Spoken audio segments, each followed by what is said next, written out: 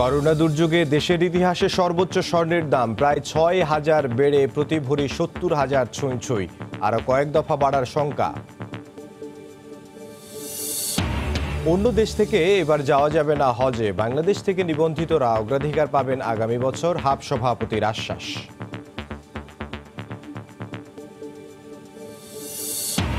Telecom বাজারে গ্রামীণ ফোনের আধিপত্য ভাঙতে আগামী মাস থেকেই কড়াকড়ি, বিটিআরসির বিধিনিষেধ তথ্য প্রমাণ ছাড়াই দাবি জিপির। এবং রংপুরে হাড়ি ভাঙা আমের ব্যাপক ফলন হলেও পরিবহন সংকটে দুশ্চিন্তায় চাষি, অনলাইন অর্ডার নিয়ে অর্ধ কোটি ক্রেতার কাছে আম পৌঁছে দিতে চায় ইক্যাব।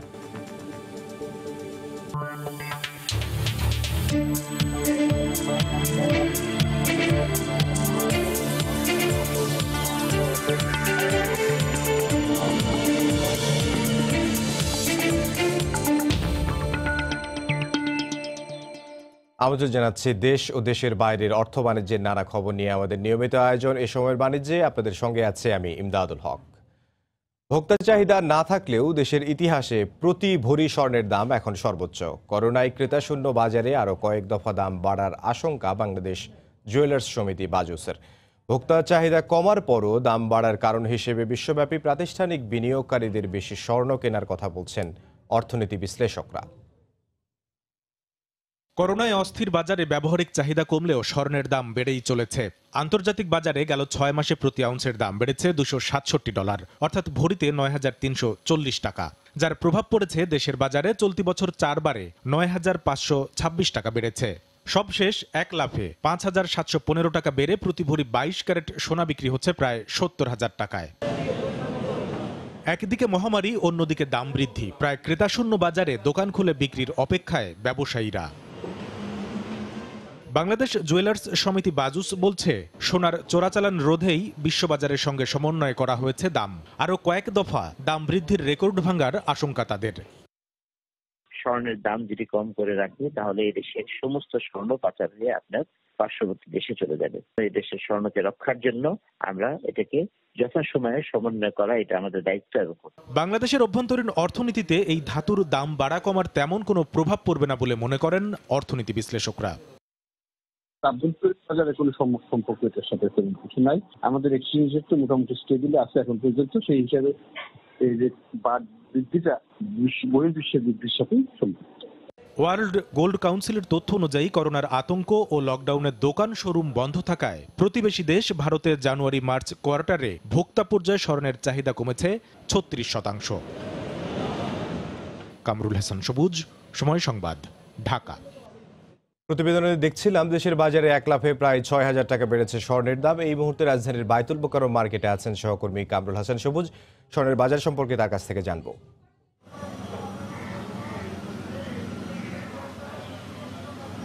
স্বর্ণের বাজারের খবর জানাতে আমরা এখন আছি রাজধানীর বায়তুল মোকাররম মার্কেটে। এই মার্কেটে এসে আমরা যেটা জেনেছি যে বিক্রি তো একদম নাই, প্রায় 5%। কোনো দোকানের থেকে আমরা শুনেছি কোনো দোকানে একদমই শূন্যের কোটায় প্রায় নেমে এসেছে এবং তারা অপেক্ষায় আছেন।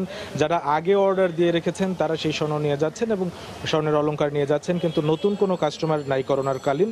এর ভেতরে দাম বেড়েছে এবং গতকালকে দাম বৃদ্ধির যে প্রেস সংবাদ বিজ্ঞপ্তি দিয়েছে বাংলাদেশ জুয়েলার্স সমিতি বাজুস, সেই আজকে থেকে যেটা কার্যকর এবং সেই নতুন নির্ধারিত দাম অনুসারে আজকে থেকে 22 ক্যারেট প্রতি ভরি স্বর্ণের দাম পড়ছে ৬৯,৮৬৭ টাকা। 21 ক্যারেটের দাম পড়ছে ৬৬,৭18 টাকা। 18 ক্যারেটের দাম পড়ছে ৫৭,৯৭০ টাকা। সনাতন প্রতি ভরি স্বর্ণের দাম পড়ছে ৪৭,৬৪৭ টাকা এবং যে রূপার দাম অপরিবর্তিতই আছে। রূপার দাম প্রতি ভরি বিক্রি হচ্ছে ৯৩৩ টাকা।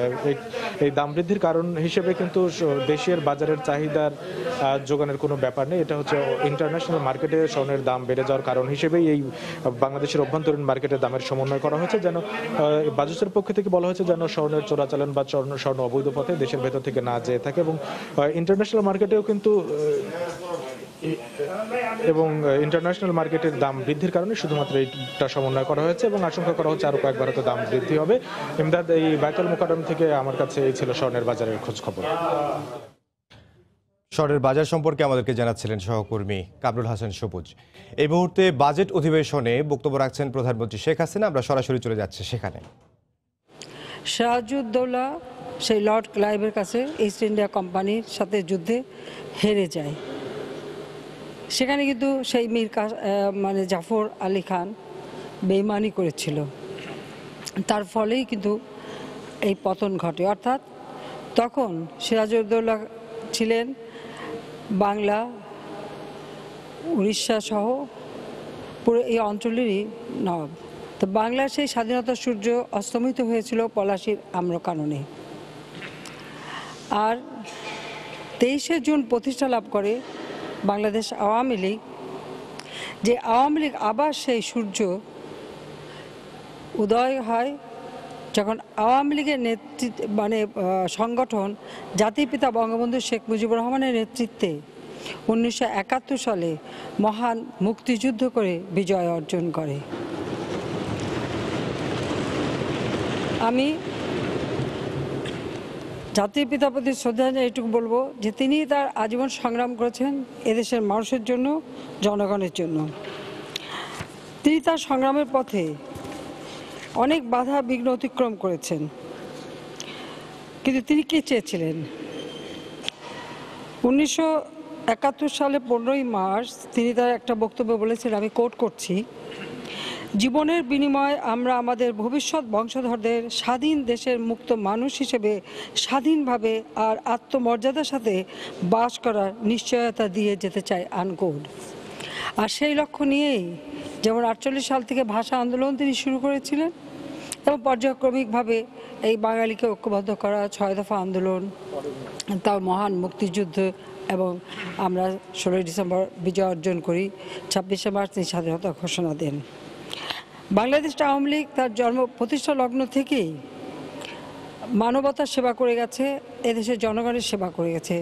এদেশের শোষিত বঞ্চিত মানুষ, এদেশের কৃষক, শ্রমিক, তাঁতি, কামার, কুমার সহ অগণিত মানুষ তাদের কথাই বলেছে এবং তাদের অধিকার প্রতিষ্ঠার জন্যই সংগ্রাম করেছে। কাজে আজকে আমরা যদি দেখি এই সংগ্রামের পথ বেয়ে কিন্তু কত আওয়ামী লীগের নেতাকর্মী জীবন দিয়েছে, কত মানুষ আত্মাহুতি দিয়েছে, এবং সেই মানুষের ত্যাগ তিতিক্ষার জন্যই আমরা কিন্তু এই স্বাধীনতা অর্জন করেছি।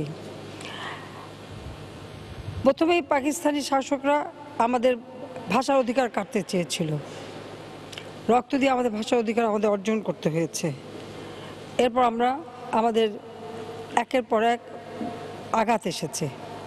যখনই বাঙালিরা ক্ষমতায় গিয়েছে তখনই আঘাত এসেছে। জাতির পিতা বঙ্গবন্ধু শেখ মুজিবুর রহমানের সেই 7ই মার্চের ঐতিহাসিক ভাষণ, যে ভাষণ এখন ইউনেস্কো কর্তৃক বিশ্ব ঐতিহ্য প্রামাণ্য দলিলে স্থান পেয়েছে, সেখানেও যে আমরা দেখি সেখানে কিন্তু তিনি অত্যন্ত সংক্ষিপ্তভাবে সেই ইতিহাসটাই বলে গেছেন। কাজে আওয়ামী লীগের এই যে ত্যাগ তিতিক্ষার মধ্য দিয়ে যে অর্জন, সে অর্জনটাই হচ্ছে বাংলাদেশের স্বাধীনতা। আজকে আমরা একটা স্বাধীন রাষ্ট্র পেয়েছি, স্বাধীন জাতি হিসেবে মর্যাদা পেয়েছি, এটাই হচ্ছে সবথেকে বড় পাওয়া। কিন্তু আমাদের দুর্ভাগ্য যে আমরা জাতির পিতাকে ঠিক রাষ্ট্র পরিচালনার দায়িত্ব যখন তিনি পেলেন, যুদ্ধ বিধ্বস্ত দেশ গড়ে তুলে যখন বাংলাদেশকে এগিয়ে নিয়ে যাচ্ছিলেন, ঠিক সেই সময় সেই আর এক মীর জাফর অর্থাৎ খন্দকার মোস্তাকে এবং জিয়া এদের কুচক্রের ফলে তাকে নির্মমভাবে হত্যা করা হলো, বাংলাদেশের মানুষের অগ্রযাত্রা ব্যাহত হয়ে গেল। কিন্তু আমরা যদি একটু পর্যালোচনা করি যে আজকে বাঙালি কি পেয়েছে, একমাত্র আওয়ামী লীগ যখন ক্ষমতা এসেছে তখনই বাঙালি কিছু পেয়েছে, তখনই বাংলাদেশটা এগিয়ে গেছে। কিন্তু তার পূর্বে আমরা দেখেছি যে সবসময় এই বাঙালিকে মানে কিভাবে পিছনে টেনে রাখবে সেই প্রচেষ্টাই চালানো হয়েছে, সেই চেষ্টাটাই করা হয়েছে। যে আমরা জাতির পিতার মুজিব জন্মশতবার্ষিকী উদযাপন করবার ব্যাপক কর্মসূচি নিয়েছিলাম। 2020 সাল তার জন্মশতবার্ষিকী। তার জন্মশতবার্ষিকীর ব্যাপক কর্মসূচি, দীর্ঘদিনের আমাদের প্রস্তুতি, কিন্তু দুর্ভাগ্য যে আমরা আজকে দিনে সেটা পালন করতে পারলাম না। এমনকি আজকে প্রতিষ্ঠা বার্ষিকী আমরা খুব সীমিত আকারে আমরা সেটা উদযাপন করছি। আমাদের একটা আমাদের কেন্দ্রীয় কমিটির কয়েকজন নেতা খুব যাতে সীমিতভাবেই তারা টুঙ্গিপাড়া গেছে, আর আমাদের সাধারণ সম্পাদকের নেতৃত্বে এখানে ফুল দেওয়া হয়েছে, কিন্তু হাতে গোনা।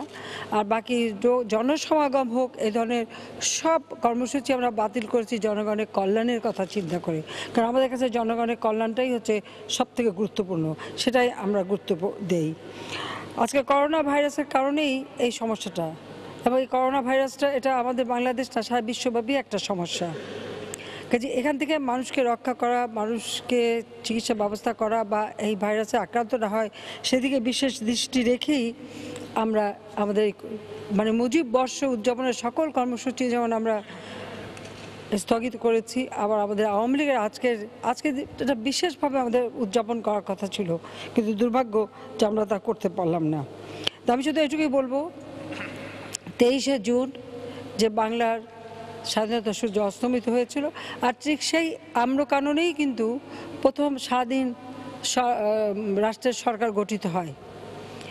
মাননীয় স্পিকার জাতির পিতা 6 দফা দিলেন, তাকে আগরতলা ষড়যন্ত্র মামলায় জড়ানো হলো, বাংলাদেশে আন্দোলন করলো, 70 নির্বাচন, সেই নির্বাচনে আওয়ামী লীগ নিরঙ্কুশ সংখ্যাগরিষ্ঠতা পেল গোটা পাকিস্তানে, কিন্তু বাঙালি কখনো পাকিস্তানের শাসনভারে আসুক সেটা চায়নি, এবং সেটা তিনি জানতেন, তিনি বলছেন। কিন্তু নির্বাচনের মধ্য দিয়ে তিনি চেয়েছিলেন যে বাঙালির কথা বলার অধিকারটা কার আছে, এই দেশের মানুষের জন্য কথা বলার অধিকারটা কার আছে, ভোটের মধ্য দিয়ে সেটা তিনি নির্ধারণ করতে চেয়েছিলেন, এবং সেটাই হলো। এরপর 25শে মার্চ পাকিস্তানি হানাদার বাহিনী গণহত্যা শুরু করে, 26শে মার্চ প্রথম প্রহরে তিনি স্বাধীনতা ঘোষণা দেন, এবং তার প্রস্তুতি আগে থেকেই দেওয়া ছিল, যে কারণে সেই স্বাধীনতার বার্তাটা বাংলাদেশের প্রত্যেকটা জেলায় জেলায় যে সংগ্রাম পরিষদ গঠিত হয়েছিল তারা সেগুলি সংগ্রহ করে এবং সেটা সারা দেশে ছড়িয়ে দেয়, এবং এদেশের মানুষ তাঁর ডাকে অস্ত্র তুলে নিয়ে যুদ্ধ করে। 16ই ডিসেম্বর আমরা বিজয় অর্জন করি, এবং 10ই ডিসেম্বর কারণ তিনি স্বাধীনতা ঘোষণা দেওয়ার সাথে সাথে কিন্তু তাকে পাকিস্তানিরা গ্রেপ্তার করে পাকিস্তানে নিয়ে যায়, পশ্চিম পাকিস্তান, এবং কারাগারে রাখে। যাই না সেই মিলানওয়ালি কারাগারে তিনি কী অবস্থায় ছিলেন, তিনি কিন্তু কখনো আমাদের কাছে তার এই কষ্টের কথা, দুঃখের কথা কোনোদিন বলেননি। আমি আমার ছোটো বোনের সাথে প্রায় আলোচনা করি, আমি ওকে জিজ্ঞেস করি, তুই তো অনেক সময় আমাকে জিজ্ঞেস করতি, কিন্তু কোনোদিন আজ পর্যন্ত আমরা জানতে পারিনি যে ওখানে কী কষ্টের ভিতরে তিনি ছিলেন। তারপরেও তার আত্মবিশ্বাস ছিল যে এদেশ স্বাধীন হবে। এরপর দেশ স্বাধীন হয়, মানে দেশ বাঙালি বিজয় লাভ করে, 10ই জানুয়ারি তিনি ফিরে আসেন। কিন্তু দুর্ভাগ্যটা যুদ্ধবিধ্বস্ত দেশ গড়ে যখন দেশটাকে এগিয়ে নিয়ে যাচ্ছিলেন, সেই আইয়ুব খানের করা যে মানে রাষ্ট্রযন্ত্রের সমস্ত পরিচালনার যে সমস্ত কাঠামো সেগুলি ভেঙে দিয়ে জনগণের ক্ষমতাকে মানে শক্তিশালী করবার জন্য ক্ষমতাকে বিকেন্দ্রীকরণ করে তিনি এদেশের আর্থসামাজিক উন্নয়নের পথে যে অগ্রযাত্রাটা শুরু করেছিলেন সেটা আর সমাপ্ত করে যেতে পারেনি। তার জীবনে একটাই স্বপ্ন ছিল, বাংলাদেশের মানুষ মর্যাদা নিয়ে চলবে। টেলিকম সেবায় গ্রামীণ ফোনের একক আধিপত্য ভাঙতে নতুন করে বিধি নিষেধ আরোপের সিদ্ধান্ত নিয়েছে বিটিআরসি। নিয়ন্ত্রক সংস্থা বলছে অনুমতি ছাড়া গ্রাহককে নতুন কোনো সেবা বা অফার দিতে পারবে না গ্রামীণ ফোন। নতুন করে অনুমোদন নেওয়ার বাধ্যবাধকতা আরোপ করা হয়েছে বিদ্যমান সেবার ক্ষেত্রেও। এসব সিদ্ধান্ত কার্যকর হবে 1 জুলাই থেকে। বিটিআরসি এমন সিদ্ধান্তকে গ্রাহক স্বার্থের পরিপন্থী বলছে গ্রামীণ ফোন। শুভ খানের রিপোর্ট। দেশে করোনা ভাইরাস সংক্রমণের পর গেল মে মাসে গ্রাহকদের বিনামূল্যে 10 কোটি মিনিট ফ্রি এবং চিকিৎসকদের সাশ্রয় মূল্যে ইন্টারনেট দেওয়ার ঘোষণা দেয় গ্রামীণ ফোন। এই ঘোষণার পর তাদের বিরুদ্ধে সামাজিক দায়বদ্ধতার নামে বাজারের ভারসাম্য নষ্টের অভিযোগ এনে বিটিআরসিকে চিঠি দেয় অন্য অপারেটররা। অভিযোগ যাচাই বাছাইয়ের পর গেল রোববার গ্রামীণ ফোনের উপর বিধিনিষেধ আরোপের সিদ্ধান্ত জানায় বিটিআরসি। এক চিঠিতে সংস্থাটি জানিয়েছে, পূর্ব অনুমোদন ছাড়া গ্রামীণ ফোন নতুন কোনো সেবা, প্যাকেজ বা অফার দিতে পারবে না। এমনকি বিদ্যমান সেবাও নতুন করে অনুমোদন করিয়ে নিতে হবে 31 আগস্টের মধ্যে। এছাড়া চাইলে গ্রামীণ ফোনের গ্রাহকরা 3 মাসের বদলে 2 মাস পার হলেই যেতে পারবে নতুন অপারেটরে। ওদের বিভিন্ন প্যাকেজে তো ফাঁকি টাকি দেয়, আমরা বলছি প্যাকেজ দিলে অনুমোদন নিতে হবে। ওরা অনুমোদন দিতে চাই নাই, পরে আমরা বলে দিয়েছি তোমরা প্যাকেজের জন্য আমাদের অ্যাপ্লাই করবা, 5 দিনের মধ্যে আমরা জবাব না দিই ধরে নিতে পারবো প্যাকেজ অ্যাপ্রুভ। গ্রামীণে কোনো লস হবে না। এই এসএমপি করার ফলে গ্রামীণে মাসে আরো 62 কোটি টাকা লাভ হবে। প্রতি 6 মাস পর রিভিউ হবে এটা। বাজার নষ্টের সুনির্দিষ্ট কোনো তথ্য প্রমাণ ছাড়াই তাদের ওপর বিধিনিষেধ আরোপ করা হয়েছে বলে অভিযোগ গ্রামীণফোনের। বিটিআরসির দেয়া চিঠি পর্যালোচনা করে পরবর্তী পদক্ষেপ ঠিক করা হবে বলেও এক বিবৃতিতে জানিয়েছে প্রতিষ্ঠানটি।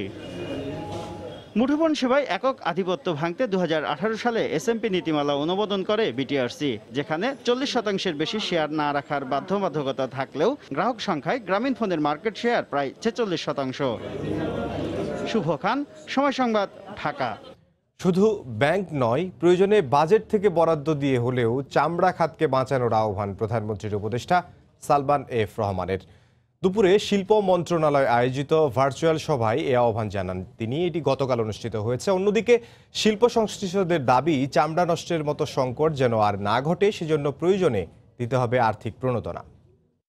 আপনি যদি স্ট্যাটিস্টিক্স দেখেন, leather sector has completely gone down. ঈদের আগে আপনি আরেকটা সিরিয়াস ডিজাস্টারের দিকে যাচ্ছেন। গতবার হয়েছে তার থেকে 10 গুণ বেশি হবে।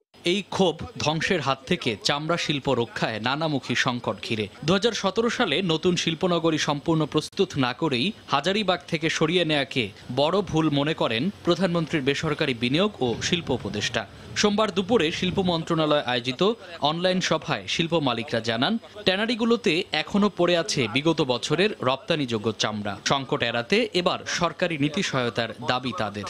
আমাদের যে পূর্বের যে লোনটা আছে 5 থেকে 600 কোটি টাকা, খুব একটা বেশি নয়, সেটাকে ব্লক করে ব্যাংকগুলো আমাকে লোন দিতে পারে। সংরক্ষণ ব্যবস্থার উন্নয়নের সঙ্গে চামড়া শিল্পে যে কোনো ধরনের নৈরাজ্য ঠেকাতে মাদ্রাসাগুলোকে প্রণোদনা দেওয়ার পক্ষে শিল্প প্রতিমন্ত্রী। আর করোনাকালীন স্বাস্থ্য সুরক্ষা নিশ্চিতে ব্যবস্থা গ্রহণের দাবি পরিবেশ মন্ত্রীর। মৌসুমী ব্যবসায়ী সেটি না থাকলেও কিন্তু মাদ্রাসার, কওমি মাদ্রাসার হুজুর এবং ছাত্ররা চামড়া সংগ্রহ করবে, তাদেরকে অর্থনৈতিকভাবে সহযোগিতা করার জন্য অনুরোধ করছি। ঈদ 1 মাস আছে, আবার যাতে তারা এই দায় এড়াইতে না পারে, সরকারের সর্বোচ্চ মহলে এটাকে আলোচনা করে আমাদেরকে সিদ্ধান্ত নিতে হবে। সভায় পূর্ব অভিজ্ঞতা কাজে লাগিয়ে এবছর চামড়া শিল্পকে যে কোনো ধরনের নেতিবাচক পরিস্থিতি থেকে রক্ষায় কঠোর তৎপরতার কথা জানিয়েছে স্বরাষ্ট্র মন্ত্রণালয়। মামুন আব্দুল্লাহ, সময় সংবাদ, ঢাকা। করোনা মহামারীর মধ্যেই 8.2% জিডিপি প্রবৃদ্ধির লক্ষ্যমাত্রা নির্ধারণকে উচ্চাভিলাষী বলছে গবেষণা প্রতিষ্ঠান centre on budget and policy. এক ভার্চুয়াল আলোচনায় বলা হয়, বাজেটে স্বাস্থ্য খাতে গুরুত্ব দেয়া হলেও দুর্নীতি দূর না হলে মিলবে না সুফল। এ সময় অর্থনীতি পুনরুদ্ধারে বাংলাদেশ ব্যাংকে আরও দায়িত্বশীল ভূমিকা রাখার আহ্বান জানান সাবেক গভর্নর ডক্টর আতিউর রহমান। আজকে প্রধান অতিথি হিসেবে ঢাকা বিশ্ববিদ্যালয়ের সেন্টার অন বাজেট অ্যান্ড পলিসির উদ্যোগে আয়োজিত পর্যালোচনায় মূল প্রবন্ধে বলা হয়, কর জিডিপি অনুপাতে বিশ্বে বাংলাদেশ পেছনের সারিতে। এ অবস্থায় বড় রকমের ঘাটতি বাজেটের অর্থ সংস্থানে বাড়তি বৈদেশিক ঋণ আশা করা হচ্ছে। তবে করোনার প্রকোপেও উচ্চ জিডিপির লক্ষ্যমাত্রা দাতাদের ভুল বার্তা দিতে পারে। রপ্তানি, রেমিটেন্স সবগুলোই আমাদের একটা অনিশ্চয়তা এবং নিম্নমুখী প্রবণতা আমরা লক্ষ্য করছি। তো সেক্ষেত্রে 8.2% যে লক্ষ্যমাত্রা নির্ধারণ করা হয়েছে, এটা যেমন উচ্চাভিলাষী, আবার আমরা মনে করছি এবারের যে বাজেট ঘাটতি 6%-এর মতো, এবং এটার একটা বড় অংশ আমরা যে বৈদেশিক ঋণ, বৈদেশিক সাহায্য, তাদের উপরও আমরা নির্ভর করছি। বাজেট 2000 অনুষ্ঠানে বাজেট প্রস্তাবনায় স্বাস্থ্য খাত গুরুত্ব পাওয়াকে ইতিবাচক বলে তুলে ধরেন আলোচকরা। তবে করোনা পরিস্থিতিতে শিক্ষায় বরাদ্দ যথেষ্ট নয় বলেও মত দেন তারা। স্বাস্থ্য খাতে যে বড় ধরনের অনিয়ম আছে এবং বড় বড় যে ছিদ্রগুলো আছে, এই বরাদ্দ বাড়ালেও কিন্তু আসলে ছিদ্র দিয়ে টাকাগুলো গলে যাবে। গবেষণা, মূল্যায়ন, মনিটরিং এর যে ভূমিকা আছে, সেখানে কিন্তু আমরা বাজেটে কোনো প্রতিফলন দেখতে পাইনি। বাজেটে সরকারের আয় ব্যয়ের চ্যালেঞ্জ তুলে ধরে সাবেক গভর্নর বলেন, অপচয় কমিয়ে পরিচালন ব্যয়ে সাশ্রয়ী হতে হবে। আর অর্থনৈতিক পুনরুদ্ধারে সরকারের সাথে বড় দায়িত্ব পালন করতে হবে কেন্দ্রীয় ব্যাংককেও। প্রশাসনের যে খরচ প্রায় 3.2%, এটা থেকে কি আমরা আরেকটু খরচ কমাতে পারি না? শিক্ষা জীবনে যে আলোচনায় ঢাকা বিশ্ববিদ্যালয়ের উপাচার্য শিক্ষা খাতে প্রয়োজনীয় বরাদ্দের অভাব, পরিবর্তিত পরিস্থিতিতে অনলাইন শিক্ষা ও গবেষণার গুরুত্ব তুলে ধরেন। হরিপদ সাহা, সময় সংবাদ, ঢাকা। বাজারে উঠেছে রংপুরের হাড়ি ভাঙা আম। তবে মহামারী করোনার কারণে চাহিদা কম ও পরিবহন সংকটে আম ভরা বাগান নিয়ে দুশ্চিন্তায় বাগান মালিক ও ব্যবসায়ীরা। তবে সরবরাহ ব্যবস্থা স্বাভাবিক রাখতে নানা উদ্যোগ নিয়েছে স্থানীয় প্রশাসন। শাকিল মাহমুদের ক্যামেরায় বিস্তারিত জানবো রতন সরকারের রিপোর্টে। করোনার ব্যাপক বিস্তারের মধ্যেও বেশিরভাগ বাগানের ফলন্ত গাছগুলোর ডালপালা নুয়ে পড়েছে। বলতে গেলে বিপর্যস্ত সময়ে অনেকটা অযত্ন অবহেলার মধ্যেও ভালো ফলন হয়েছে এবার। কৃষি কর্মকর্তা বলছেন, হাড়িভাঙা আম শুধু স্বাদেই নয়, রাসায়নিক বিষমুক্ত রাখা এর বৈশিষ্ট্য। হাড়িভাঙাটা গতবারের চেয়ে এবারে মানে ডবল ফলন বলা যায়। আমরা যে ঢাকা যে যাবে, যে সেলটা হওয়ার কথা ওই সেলটা আসে না, বাইরে যাইতে পারতেছে না, আমরা ওই দরদাম পাইতেছি নি। হাড়িভাঙা আমের অন্যতম বৈশিষ্ট্য, এখানে কোনো কৃত্রিম কোনো উপকরণ এখানে ব্যবহার হয় না, যেটা দেশবাসীকে আমরা আশ্বস্ত করতে চাই। কিন্তু যানবাহন, ব্যবসায়ীদের আবাসন, সর্বোপরি সারা দেশে চাহিদা কমে যাওয়ায় হতাশ সংশ্লিষ্টরা। গতবারের যে আম ছিল এবারে তুলনামূলক বেশি আম আছে, কিন্তু বাজারে চলতেছে না। আমের তো দাম নয়, আর আম তো বাইরে যাইতে পারতেছে না আগের বারের মতো। তো সেক্ষেত্রে সরকার যদি একটু দেখতো তাহলে না লাভবান হতে পারতাম। আগে এরকম সময় ছিল 2600-2500 টাকা, আমরা এখন পাইতেছি 1800-1700 টাকা। বিভিন্ন জায়গা থেকে এখানে অনেক পার্টি আসছিল, এবারে তারা আসতে পারতেছে না। তবে দুশ্চিন্তা তাড়াতে সরকারের কৃষি সম্প্রসারণ, কৃষি বিপণন, পরিবহন ও আইন শৃঙ্খলা বাহিনীর সমন্বয়ে নানা উদ্যোগ নেওয়া হয়েছে। 4টি আমের হাটকে কেন্দ্র করে এসব সেবা পাওয়া যাবে বলে জানালেন জেলা প্রশাসক। এবং এই হাটের দিন যারা যেন সিকিউরিটি পায় সেটা আমাদের পুলিশ সুপার মহোদয়ের সাথে কথা হয়েছে। প্রতি হাটে কবে কবে বিআরটিসির ট্রাক পরিবহনে সহযোগিতা করতে পারবে সেটা আমাদের ডিডি কৃষি বিপণন তিনি সমন্বয় করছেন। এটা সংশ্লিষ্ট ইউনো বা ওসি সাহেবের মাধ্যমে অথবা সরাসরি কৃষি অফিসারের মাধ্যমেও তারা এই বিপণনের সহযোগিতা পাবে। জেলার মিঠাপুকুর ও বদরগঞ্জ উপজেলার 1750 হেক্টর বাগানে এবার 30,000 মেট্রিক টন সুস্বাদু হাড়িভাঙা আম উৎপাদন হয়েছে, যা থেকে প্রায় 150 কোটি টাকার ব্যবসা আশা করছে কৃষি বিভাগ। রতন সরকার, সময় সংবাদ, রংপুর। অনলাইন অর্ডারের মাধ্যমে 2 মাসে 50 লাখ ক্রেতার কাছে আম পৌঁছে দিতে চায় ই ক্যাব। সোমবার বিকেলে আমবেলা ই বাণিজ্যে সারাবেলা অনলাইন প্ল্যাটফর্মের উদ্বোধনী অনুষ্ঠানে কথা জানান সংগঠনটির সভাপতি শমী কায়সার। করোনাকালীন এই সময় চাষিদের ভালো দামে আম বিক্রি ও ই কমার্স ব্যবসায়ীদের সহায়তা করতে এমন উদ্যোগ নিয়েছে বাণিজ্য মন্ত্রণালয়। এর উদ্বোধন করেন বাণিজ্য সচিব ডক্টর মোহাম্মদ জাফর উদ্দিন। ইতোমধ্যে রাজশাহী অঞ্চলের 1000 বাগান মালিককে যুক্ত করেছে আমবেলা ই বাণিজ্যে সারাবেলা। যুক্ত করা হচ্ছে বিভিন্ন কুরিয়ার সার্ভিস প্রতিষ্ঠানকেও। স্বচ্ছতা ও জবাবদিহিতা নিশ্চিতে এই উদ্যোগে রাখা হয়েছে ক্রেতারা অভিযোগের সুযোগ।